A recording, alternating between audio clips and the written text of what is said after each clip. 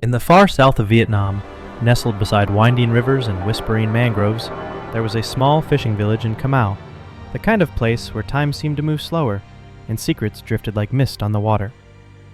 At the edge of the village stood a wooden, stilt house, old and quiet. Beside it, a tall coconut tree swayed gently in the evening breeze. It was just another humid day at dusk, or so they thought. Among the villagers was a young couple, Út and his wife Lành. They had little in this world except each other. Orphaned since childhood, they married early and lived in a humble wooden house by the river. Út worked as a fisherman, spending weeks out at sea, chasing the tide and hoping for a good catch. Lành, soft-spoken and patient, stayed behind. She was several months pregnant, her belly round, her face often tired, but her spirits steady. Every time her husband sailed off into the horizon, she would stand at the edge of the dock, watching until his boat disappeared from view, and then return home alone, waiting. It was a scorching day, the kind that made the air feel thick and the river still. That morning the sky was clear, but by early afternoon dark clouds began creeping in from the sea. Lành sat beneath the tall coconut tree near the riverbank, sorting fish from the net. Her hands moved quickly and skillfully, even with her pregnant belly pushing against her knees. Villagers nearby warned her to head inside. The wind had picked up.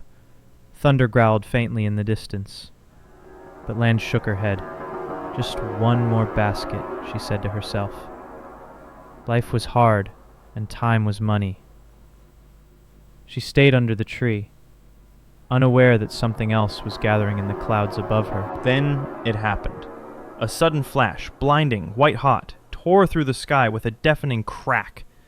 The sound didn't just thunder. It ripped the air open like the heavens had been split in two. The villagers ducked for cover, hearts racing, unsure of where the bolt had landed. The rain poured down like sheets of nails. No one knew that the lightning had struck the riverbank, right where Lành had been sitting, alone beneath the coconut tree. When the storm passed and the rain finally eased, the villagers stepped out to assess the damage. Someone screamed. They rushed down to the riverbank, and there she was. Lành lay lifeless beneath the coconut tree, her body twisted, her clothes torn as if shredded by fire. Her skin was burned, cracked, her swollen belly scorched as though the lightning had carved straight through her. She hadn't stood a chance. No one could believe it. One moment, she was alive. The next, she was just gone. With no family around, no money for a proper coffin, the villagers did what they could. They wrapped Lành body in a simple mat and buried her behind the house. No altar, no incense, no prayers. Just a shallow grave in the muddy earth, and the heavy silence of a life cut short. Her husband was still out at sea, unaware that his wife and unborn child now rested beneath the dirt. No goodbyes, no closure, just the sound of the river flowing on, as if nothing had happened. A few nights later, something strange began to happen. As darkness settled over the village and the river fell still, a soft sound drifted through the air. It was a lullaby. Faint, broken, like a mother humming to her child. But no one in the village had a baby. No crying, no births, no reason for a lullaby at all. And yet, night after night, that same song echoed across the riverbank, coming from the direction of Lành house.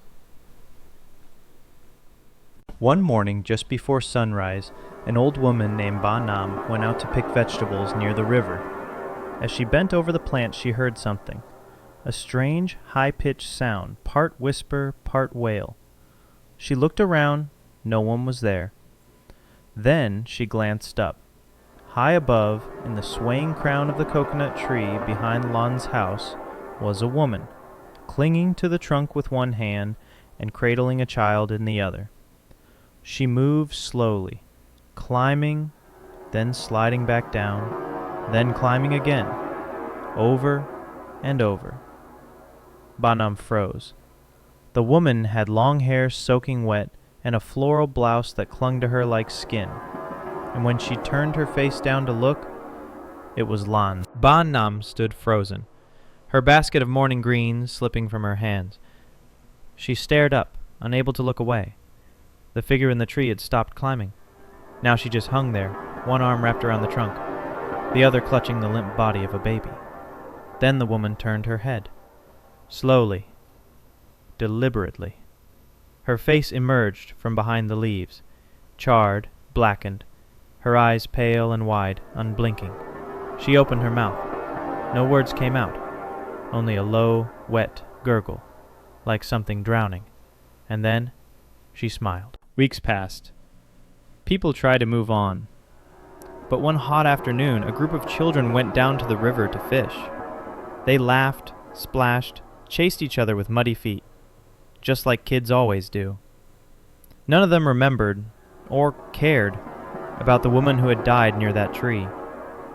One boy, Bai, stood on the opposite bank, casting his line into the water. Then he stopped. The coconut tree. It was swaying violently, but there was no wind. No other trees were moving. And slowly, very slowly, something began to emerge from the fronds. A face. Black, burned, twisted. Her eyes locked onto Bai's. She was smiling, still holding her baby. Bai dropped his fishing rod and screamed. He ran, as fast as his legs could carry him, stumbling through mud and weeds, gasping for air. The others followed, confused and terrified. They didn't stop until they reached home, pale, shaking, and too afraid to speak. News spread fast. They'd seen her. Not a shadow, not a dream. They saw Lan, burnt face and all, perched atop the same coconut tree where she died, still holding that lifeless baby. It was no longer just whispers, no longer superstition. The ghost of Lan was real, and she wasn't going anywhere. That night, across the river from Lan's abandoned home, Mr. Tum lay awake in his stilt house. He hadn't believed the stories. Not really. He had heard the rumors, sure, but he had never seen anything himself. Until now. Just past midnight, he heard it. A splash. Then, gentle ripples, like someone swimming beneath his floor. He held his breath. Then came the sound of scratching and a soft, deliberate fingernails brushing the dried palm leaves that lined the walls. And then, a woman's voice, faint, shaky, echoing from the riverbank. "Honey, the baby's hungry. Let him drink just a little." Tam's blood froze. He had no wife, no child, and that voice, he recognized it. It was Lon. Unable to sleep, Tam crept toward the edge of his wooden house, the floorboards creaking beneath his feet. He pulled aside the woven mat that covered the window, the one facing the river, and the tree. Moonlight shimmered on the water. And there, atop the blackened coconut tree, he saw them. Lan, her hair long and wet clinging to her burned-in skin, and in her arms, the baby. They sat motionless, swaying gently with the breeze. Her eyes were fixed across the river, staring straight into Tom's soul. She didn't move. She didn't blink. She was waiting. The next day, Tom told the village what he had seen. There were no more doubts. They all believed now. Lan's spirit was still here, wandering, grieving, carrying a child who never took his first breath. They said she hadn't moved on because no one had guided her. No funeral rites, no incense, no one to speak her name. So the villagers gathered. They laid out an offering beneath the cursed tree, rice cakes, fresh fruit, joss paper folded like clothes and coins.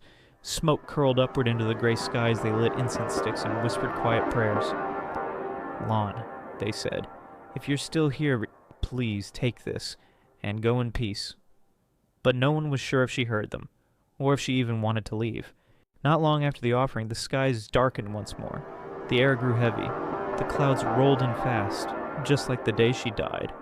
Everyone in the village stayed indoors, holding their breath. And then, it came. A second lightning strike. More violent, more final than the first. It split the night with a blinding flash and a roar that shook the riverbanks. When morning came, the villagers returned to the tree. It was blackened, hollowed out by fire. The top was gone. The fronds scorched to ash. The trunk split in two. There was nothing left to haunt. And just like that, she was gone. No more lullabies, no more sightings, No more whispers in the dark, only the smell of smoke and peace. After the second strike, something changed. The air felt lighter. The fear that once gripped the village began to fade. People returned to the riverbank. Children played again. Boats came and went. But no one ever planted another tree in that spot. They left it empty, as if that absence was part of the healing. Some say the lightning freed her. Others believe heaven simply could not stand to watch her suffer any longer. Either way, she was gone. And for the first time in months, the village slept without fear. Some say they saw her one last time.